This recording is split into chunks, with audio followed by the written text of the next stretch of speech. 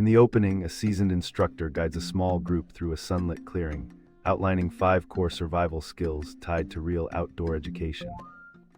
They start with situational awareness and land navigation, using natural terrain features rather than gadgets to read the lay of the land. Next comes shelter building from available materials, emphasizing quick, practical designs that work in varying climates. Water safety and purification are demonstrated with simple methods in a bubbling stream, stressing habit formation over gadgetry.